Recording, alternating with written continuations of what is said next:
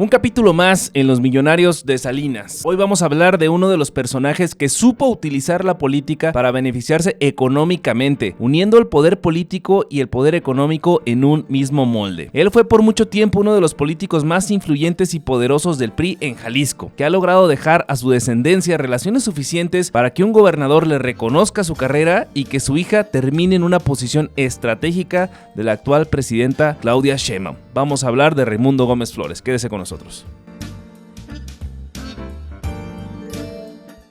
Raimundo Gómez Flores fue un microempresario con una lavandería dedicada a atender hoteles y una agencia de viajes, nada más. Cuando Salinas de Gortari privatizó los bancos que José López Portillo había expropiado, la clase empresarial se asombró de que Banca Acremi haya quedado bajo el control de este personaje. Este sujeto había amasado una cierta fortuna en la industria de la construcción, básicamente construyendo vivienda de interés social. Por ahí muchos lo asocian a una empresa que se llama G&G, que él la representa, de hecho no la asocian, y que tiene que ver con las acusaciones de cárteles inmobiliarios. Pero por esos tiempos asestó un golpe al quedarse con Minsa, ni más ni menos la empresa de tortillas de harina que vendió el gobierno de México. Se sumó entre los postores de Imevisión para los canales estatales que quedaron en manos del otro Salinas Pliego. Pero en 1993 tuvo una cena donde hubo un paso de charola con un selecto grupo de empresarios que le ofrecieron meterle dinero ni más ni menos que al Partido Revolucionario Institucional. Les asombró que estuviera ahí presente Gómez Flores porque no lo contemplaban con una persona de ese capital. Fue cuando el dueño de Televisa, el Tigre Azcárraga, se definió como un soldado del PRI y ofreció $25 millones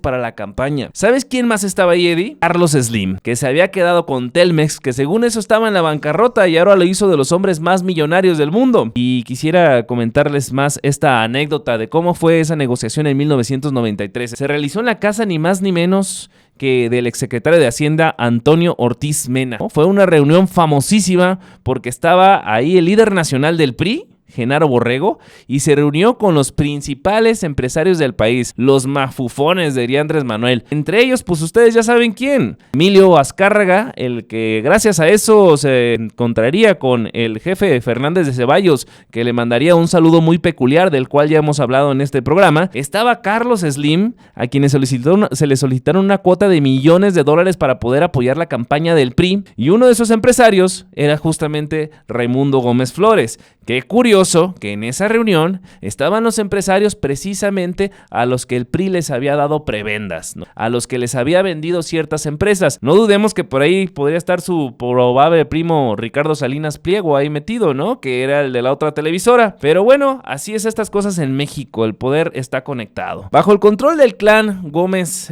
Flores quedó Banca Acremi. Le vendieron un banco que tuvo una efímera vida. Este sujeto no le sabía mucho a la banca, ¿no? Esto terminó fusionándose con un banco llamado el Banco de la Unión, que era adquirido ni más ni menos que Carlos Cabal Peniche, y que al tener cero experiencia en el negocio de los bancos y las finanzas, terminó perseguido y encarcelado. El caso Cabal Peniche lo define como uno de los oscuros empresarios de tantos que ha habido en la historia de la política mexicana, que ahora curiosamente se está aliando o se alió con la familia Alemán, Miguel Alemán Magnani, que tiene que ver con unos aviones, creo que la clase de Interjet. Otro expresidente de México, una vez más, uniendo la política y la economía. El directivo Cabal Peniche, nada más para tomar el dato, tuvo que huir de México en 1994 y estuvo 3 años encarcelado en Australia por los turbios manejos de su banco. Este sujeto, Cabal Peniche, fue acusado de formar parte de los empresarios que se beneficiaron del Fondo Bancario de Protección del Ahorro. Si ustedes no lo recuerdan, era el Fobaproa. Fraude del que próximamente estaremos hablando en este canal y que marcó la vida de muchas y muchos y mexicanos que con el sudor de nuestra frente tuvimos que rescatar las empresas y las corruptelas de unos cuantos políticos y empresarios. En aquellas subastas de la época de Carlos Salinas de Gortari, el clan de Raimundo Gómez Flores se apropió también de la empresa de camiones Dina, cuya planta armadora actualmente creo que se halla en el estado de Hidalgo, ¿no? La marca mantiene el nombre en la industria especializada de los grandes camiones, pero ha ido a la baja. En el gobierno de Aristóteles Sandoval Sandoval, en paz descanse, recordemos, gobernador de Jalisco del 2012 al 2018, Medina vendió al gobierno estatal estas unidades eléctricas, digamos que quizá un poquito obsoletas, y eso reavivó la fama de los Gómez Flores y también los dividendos debido a sus relaciones políticas en todos lados. Este gran golpe que dieron en 1993 cuando se quedaron con Minsa, pues no era poca cosa. Era una empresa que había logrado por primera vez el maíz nixtamalizado que servía para hacer las tortillas, y hasta el día de hoy Minsa sigue siendo una empresa de las de alto nivel que junto con Maseca tienen básicamente secuestrado el mercado de maíz en nuestro territorio. Los negocios de camiones DINA sumados a los negocios de Minsa pues han hecho una inmensa riqueza para esta familia política que aparte de todo hacen la construcción de vivienda popular y con esta residencia que sostienen en su grupo. Quizá por eso tengamos una explosión demográfica de tantos y tantos fraccionamientos que podemos ver ni más ni menos a Jomulco, de donde es oriundo Raimundo Gómez Flores, ¿no? En el año 2000, el PRI lo postuló como candidato a la República por la vía de representación proporcional. Desde esa posición, él aspiró a ser candidato a la alcaldía de Zapopan. No le ajustó y no se lo dieron. Pero también apostó para el gobierno del estado. Fracasó y se regresó a hacer lo que hacía muy bien, que tenía que ver con los negocios. Y también lo hacía que a finales del año pasado apareció su linaje una vez más en la política mexicana a nivel federal, ni más ni menos con Altagracia Gómez. ¿Quién es Altagracia? Justamente la que se encarga de las relaciones de empresarios de Claudia Sheinbaum, nuestra presidenta, ¿no? El equipo de la hija del senador priista la tacha como una empresaria de mucho talento para los negocios, que aunque apenas es muy joven, es capaz de asumir esas responsabilidades tan relevantes en el gobierno federal. Este empresario de origen jalisciense le sabe muy bien a la política, porque él durante mucho tiempo estuvo financiando partidos, principalmente el PRI, y curiosamente se le relaciona a muchos personajes que no solo están en ese partido, sino que también podríamos asociarlos a quienes gobiernan Jalisco y también a quienes gobiernan a nivel federal. Es decir,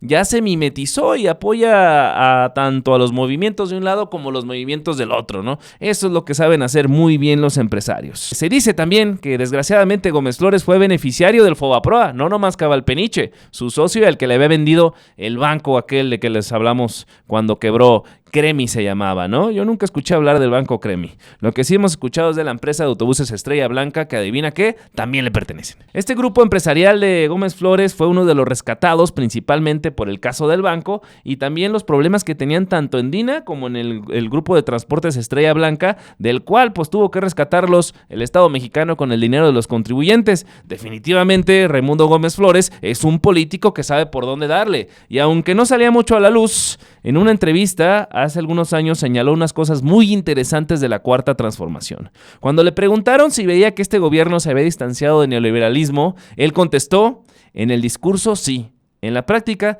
los veo totalmente de derecha. La izquierda no se le ve por ninguna parte. Y déjenme decirles que suscribo. Yo también lo veo por ese lado.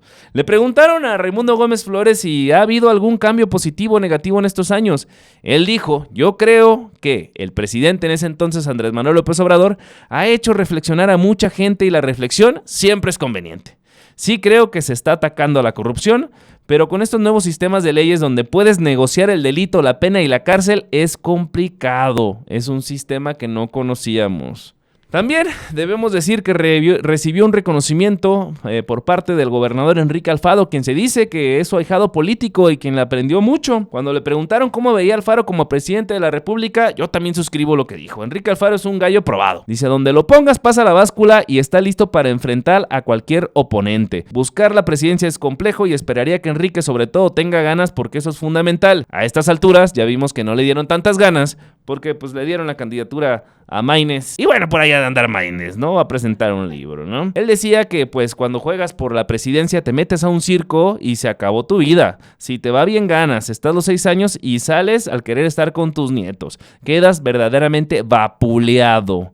Él dijo que ese era el tema para Enrique porque Enrique Alfaro era muy joven. Es muy interesante ver cómo no solo surge su cercanía con Carlos Salinas de Gortari cuando compra la empresa, sino que se da por uno de los personajes más tenebrosos en la historia de la política mexicana y del que muy pocos hablamos, y es el asesor principal de Carlos Salinas. Este sujeto, si ustedes recuerdan, se llama José María Córdoba Montoya. Les platico que en Jalisco hay una zona muy exclusiva que se llama Puerta de Hierro. Esta zona se dice que el mayor porcentaje lo construyó Raimundo Gómez Flores y ahí vivía tener que pagar un solo peso el francés, quien es el que le había disputado, se dice, la presidencia al presidente Carlos Salinas con sus gallos, no ellos. José María Córdoba Montoya, el francés que nos analizó en un solo día a Carlos Salinas y que era su favorito y que todos los políticos le tenían que pedir permiso, entre ellos Manuel Camacho Solís, líder de Brat ahí en Los Pinos, ese sujeto se dice que de un momento a otro no le gustó que el candidato fuera Colosio y por eso pasó lo que pasó.